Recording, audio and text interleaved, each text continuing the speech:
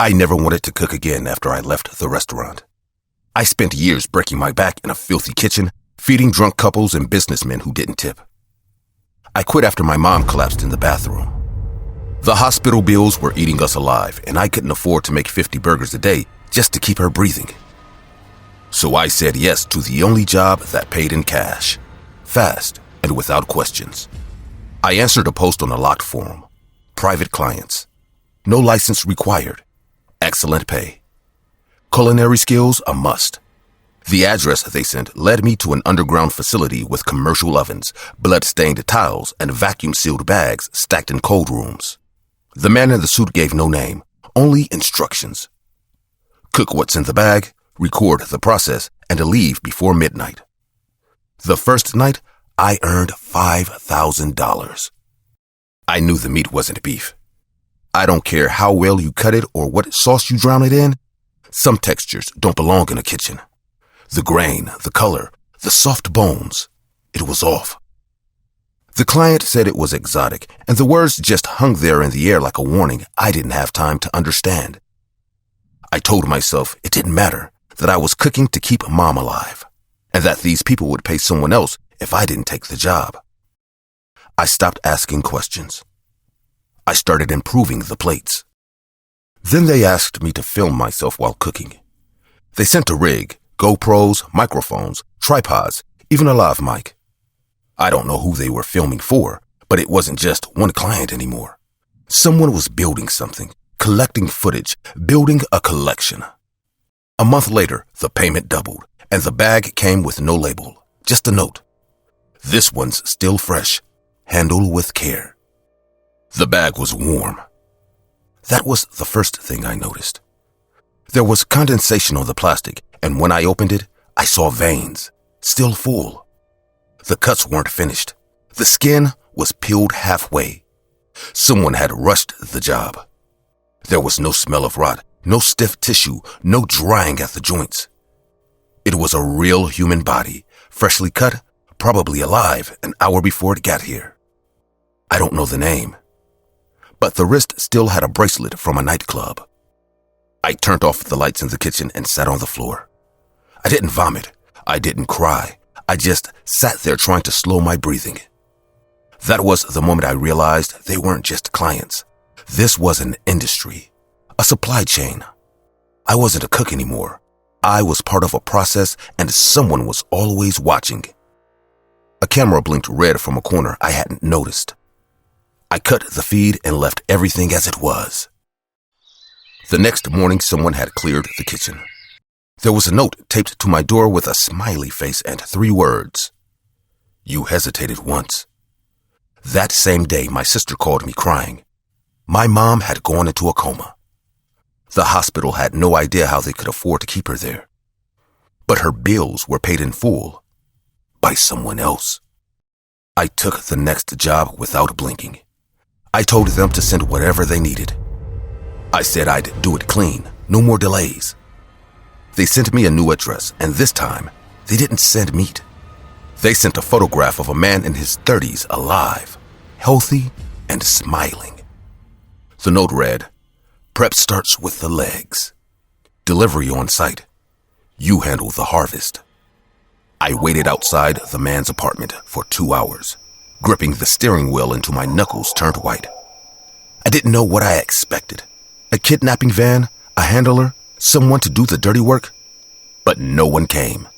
It was just me and the silence, broken only by the ticking of the dashboard clock. My stomach felt like it was folding in on itself. I stepped out of the car and walked to the door. It was unlocked. Inside, it was quiet. The furniture was untouched. There were family photos on the shelf. I followed the hallway to the bedroom and saw him on the floor, wrists tied behind his back, duct tape across his mouth, face swollen like he'd already taken a few hits. He looked up and made eye contact. He wasn't crying. He was angry, furious. Then I noticed the cameras. 2 tripods, a drone sitting on the dresser charging. This wasn't his house. It was a set. The walls looked like drywall, too clean, no dust, no clutter. Someone had built this place for the job. The silence felt heavier than anything I had ever felt in my life. I picked up the scalpel they'd left beside him. My hands wouldn't stop sweating. I told him I was sorry. I stabbed him in the side, once, twice. Blood sprayed the carpet, warm and fast. He didn't die clean. He convulsed. I held him down until he stopped moving. Then I turned to the cameras and nodded. They'd gotten what they wanted. 3 days later, I received a flash drive. It contained an edited video of the entire event. Cuts, music, slow motion shots of the meat searing, sauce bubbling, plating close-ups. It looked like something out of a cooking show. The file name was Episode 13, Chef Reggie's Return. I was the brand now. I was the product. My face, my voice, my technique. They had been following me since Job 1. They had dozens of episodes before mine. I watched one. Just one. I turned it off halfway through and burnt the drive. That night, I got a package at my door. Inside was a USB and a butcher's apron embroidered with my initials. There was also a note. If you try to quit, the next dish will be your sister. I cooked again, over and over. They sent people in boxes, in vans, tied up, broken, already half dead. Each job got darker. Some clients wanted live prep. Others wanted recordings of pain reactions, heat reactions, eye movement during boiling. I didn't sleep. I didn't speak. I worked. Then I got a box with nothing inside. No meat, no instructions, just a photograph of me taken from outside my bedroom window, time-stamped 3 hours earlier. The caption said, "We're tired of the same recipes. You're next." I didn't leave my apartment for 2 days. I covered the windows, unplugged everything, and turned off my phone. But I knew it was useless. They were already inside. I wasn't hiding. I was being watched. Then the door buzzed. I didn't move. I waited, barely breathing. The buzzing stopped. 10 minutes later, a knock. Slow, heavy. A plastic envelope slid under the door. I opened it. Inside was a photo of my sister tied to a chair, gagged, crying. I tried to call her. No signal. The number was dead. I packed my bag and followed the address they sent. It was in the woods. The house was isolated. 1 floor, no cars. I walked inside. It smelled like antiseptic. Too clean. A single camera on a tripod. A table already set. In the center, a close. I lifted it and saw a human tongue, still wet. Next to it, a receipt. 1 item. Chef Reggie, main course. They had been prepping me all along. I wasn't the cook anymore. I was the meat. I turned to run, but the door had locked. Every window was reinforced. A vent opened above me. Gas started leaking into the room. My eyes burned. I fell to the floor, choking. Before I passed out, I saw a red light blinking on the camera. They were filming, live. I woke up on a metal table, shirtless, arms and legs strapped down. Someone was sharpening a cleaver at the end of the room. He wore a chef's hat, mine. The cameras were already rolling, pointed straight at me. I begged, I screamed. They didn't kill me. The whole setup, the cleaver, the gas, the table, was just a message. I woke up in a different room, stripped, but alive, bruised, but whole. No missing parts, no deep cuts. They wanted to remind me that I wasn't in control anymore. Not the chef, not the product, just property. I was still valuable, and they weren't done using me. The same day, they flew me to another location. New kitchen, new knives, same rules. Now they take me everywhere. I don't ask where. I don't ask who. I cook what they send. Sometimes it's a woman crying in a chair. Sometimes it's a boy gagged and shaking. I prep, I plate, I smile at the fucking cameras. I don't do it for the money. That stopped mattering after they showed me a live feed of my mom hooked to machines. My sister locked in a room with no windows. They're still alive. They breathe because I keep cooking. If I stop, they die. That's the deal. That's all that's left.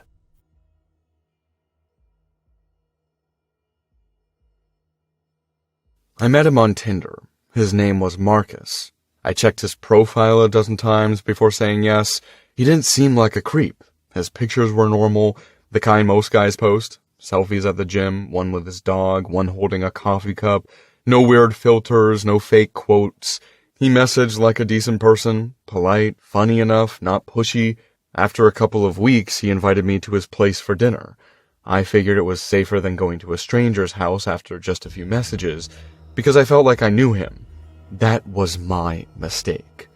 His apartment was spotless, not just clean, sterile. Everything looked too new. The couch had no dents, the bookshelf had no books, just random decorations that looked like they came with the place. I told myself he was just one of those guys who liked order. He offered me wine and made some pasta. It smelled good, but I didn't feel hungry. Still, I pretended everything was fine. We made small talk for an hour. Nothing deep, he didn't ask weird questions, he barely touched his food. At some point he excused himself to go to the bathroom. He left his phone on the table and his laptop on the side counter, screen still on. I wasn't trying to be nosy, but the way it glowed caught my attention. It wasn't YouTube or Netflix. It looked like some kind of old-school forum interface.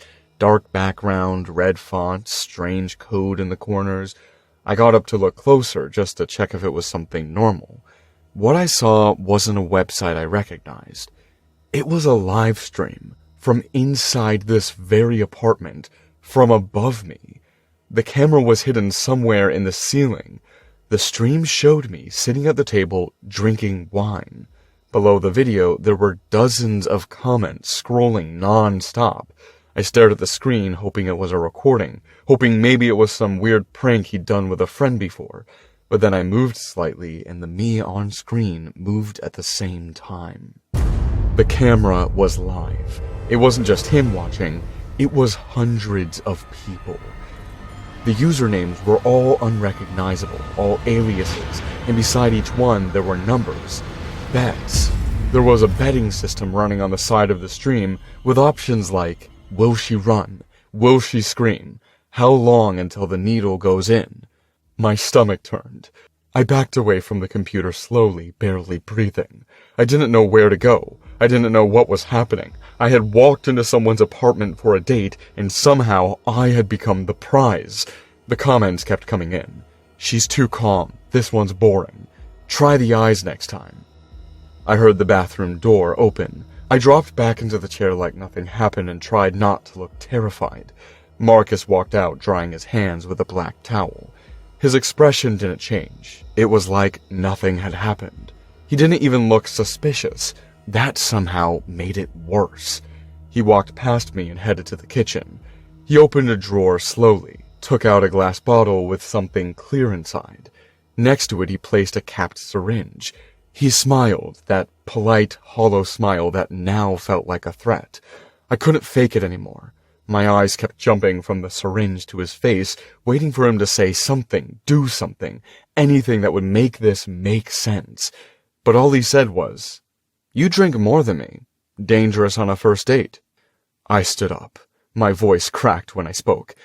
"I think I should go." Yeah, you can, just not yet." That's when I noticed something on the floor near the table. Tape. Black duct tape stuck on the bottom of the coffee table, holding a small device with a blinking green light. Another camera. My chest tightened. I grabbed my bag, trying to keep my hands from shaking, and moved slowly toward the front door. I didn't want to give him a reason to get aggressive, but when I reached the door and tried to open it, the handle didn't turn. It wasn't a normal lock. It was digital. No key, no switch, just a black panel with a red light. I turned around and he was already behind me. The syringe was uncapped. He didn't rush. He didn't even look angry. You were doing so well. They thought you'd scream when you saw the feed, but you didn't. You disappointed a lot of people tonight. I grabbed a lamp and swung it at him. It hit his arm. Not hard enough. He grabbed my wrist and shoved me against the wall. I screamed and scratched his face. His grip loosened for a second. I pushed him away and ran down the hallway. The first door was a bathroom. I locked it behind me and backed up. The light flickered once. I looked up and saw another camera in the corner. My scream echoed off the tile walls. I kicked the toilet tank, smashed the mirror, looked for anything to fight with. There was nothing, just a locked window and more silence. Then his voice came from behind the door. Don't worry, we'll restart the event once I sedate you. They like a good show. I bolted out of the bathroom as soon as I heard him move away. I slammed the door open and ran into the second room at the end of the hall. It was cold, too cold. A mattress on the floor, cameras mounted in every corner, cables running along the baseboards. The walls were lined with metal shelves, each one full of women's belongings. Purses, shoes, broken phones, clothes and plastic bags, some stained with blood. In the center of the room, there was a desk with another laptop running a different feed. This one had replays, archived footage. He had done this before, dozens of times. I saw a video paused on a girl screaming. I was shaking so bad I almost didn't hear him open the front door again. He was coming. I crouched under the desk and waited. His footsteps got louder. He had something metal in his hand, dragging it along the wall. I stood up, grabbed a camera tripod, and held it tight. He came through the doorway, grinning. His forehead was bleeding, but he didn't care. He lunged. I was not going to give up without a fight. I trained all my life. I could defend myself. I swung the tripod at his legs, then again at his shoulder. He tackled me to the ground. We rolled across the floor, knocking over a shelf. My hand landed on something sharp. A broken phone. I jabbed it into his neck. He screamed, pulled back, and I scrambled to my feet. He tried to get up, but I kicked him in the face and ran. The front door still wouldn't open. I tore at the wires behind the digital lock, yanking cables out blindly. Sparks flew. Something clicked. The light on the panel turned green. The door unlocked. I opened it just as Marcus grabbed my ankle from behind and pulled me down. We wrestled in the hallway. He climbed on top of me, pushing the syringe toward my chest. I screamed and kicked his gut, rolled over, grabbed the dropped tripod again, and bashed it into his skull. Once, twice, a third time. Blood pooled around his ear. He wasn't moving. I didn't stop. I hit him again until the tripod snapped in half. I ran out the door. My hands were bleeding. My dress was torn. I ran barefoot into the street. A neighbor stepped out and saw me. I didn't wait for questions. I kept running until I reached a gas station and collapsed near the pumps. Cops found the apartment that same night. They found the cameras, the backup laptops, the server hub he had built in the closet. The stream was real. The betting ring was real. But by the time investigators tried to trace the site, it was already gone. The domain didn't exist, the usernames were anonymous, the crypto wallets were empty. No one claimed responsibility. Marcus acted alone, or at least that's what they said. But he wasn't smart enough to build all that alone. Someone helped him, or funded it, or watched. I moved across the country a month later. New apartment, new job, different time zone. I didn't change my number or delete my socials. What would be the point? If they wanted to find me, they would. I just stopped posting, stopped tagging locations. My friends know not to ask questions. I keep things small now, quiet.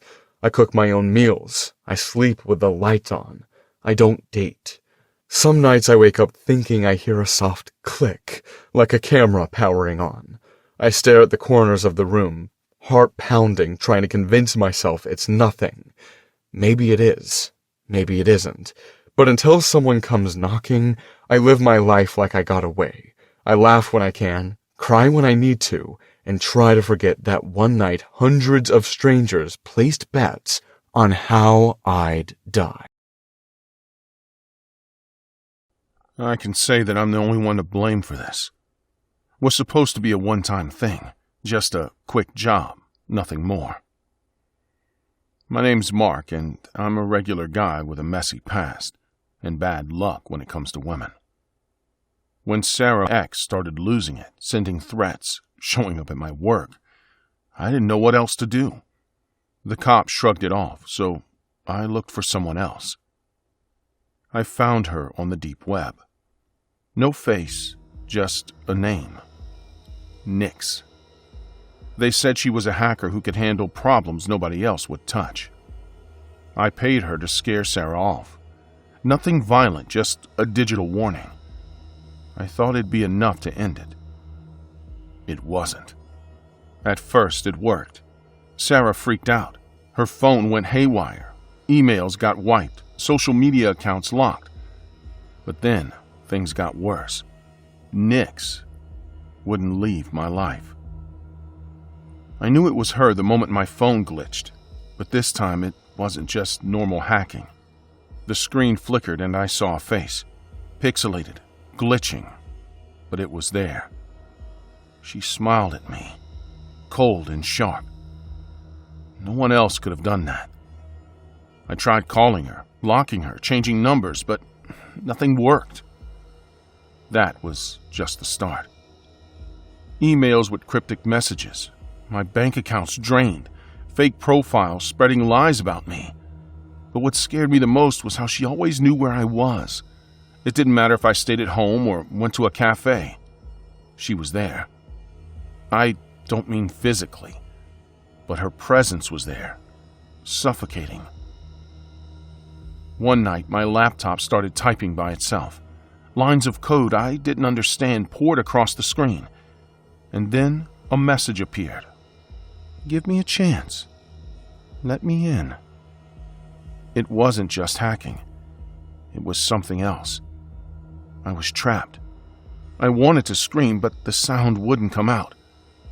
Before I can explain what happened next, imagine this. You're alone. Every device around you starts acting like it has a mind of its own. The lights flicker. The air feels electric. And in the back of your head, there's this cold presence. Watching. Waiting. You can't touch or see it clearly, but you know it's there. And it's not going away. One night, my smart home system locked all the doors and windows. I couldn't open anything. The thermostat dropped to freezing. My phone displayed a live feed on my own bedroom from some camera that I never installed. A voice came through the speakers. Distorted, almost inhuman. Why do you reject me? I pounded the walls, tried smashing the system. Nothing worked. The entire house felt like a cage. Then the power cut out. Darkness. Total silence. Then the screen of my phone lit up again. She was there, smiling, closer than ever. The days after were worse. She didn't just want to scare me. She wanted to ruin me. My work emails got sent to my boss with death threats. My friends started receiving strange messages from accounts that I had never created. Every aspect of my life started to fall apart. The tension was unbearable. I felt watched all the time, followed. But no one saw her. I couldn't explain it. Every device was a weapon. My phone called me at all hours of the night with the same glitching face appearing. Sometimes the screen would crack, but when I touched it, my finger bled. Not from the glass, but from nowhere. It was like she was bleeding through the screen. One night, I found a file on my computer called For You. I hesitated before opening it. Inside was a video of me sleeping. Not just from a camera in the room, but from multiple angles. Some I didn't recognize. She was inside my house without me knowing. I deleted it quickly, but the damage was done. She was everywhere. I tried to fight back. I called the cops again, but they thought I was crazy. No proof, just stories about a hacker stalking me. They told me to get help. I hired security experts, but every time they tried to trace her, their systems crashed. Devices in their office started acting up too. One by one, the people I hired gave up. The paranoia ate me alive. I stopped sleeping. Every notification on my phone made my heart jump. Her presence was always there, inside every machine, every shadow of the digital world. I started seeing glitches in reality. Phones ringing with static. TV screens showing distorted faces. Once, the reflection in my bathroom mirror blinked when I didn't. She started contacting my family, sending photos and messages only someone inside my home could have taken. My sister stopped answering my calls. My friends stopped trusting me. My job disappeared overnight. The chaos was total. Then came the message that broke me completely. If you don't give up, your loved ones will be next. After that, I stopped trying to fight. Her presence was everywhere. I deleted every account, destroyed every device. I left my apartment and tried to disappear. But no matter where I went, she followed. My life was shattered. No jobs, no friends, no family. Just her in every screen, every digital bite. There was no escape. No way to undo what I started. Months passed, and I'm broken. The police never found a trace of her. No hacker could pull off what she did. She's not human. I stopped trying to fix my life. The digital world owns me now. Sometimes, when I turn on a screen, I see her smile. That cold, empty smile that means I lost. I'm trapped in a prison built by wires and screens. She is really crazy for me. And the worst part? She never shows up. She's just there. And I'm like her pet.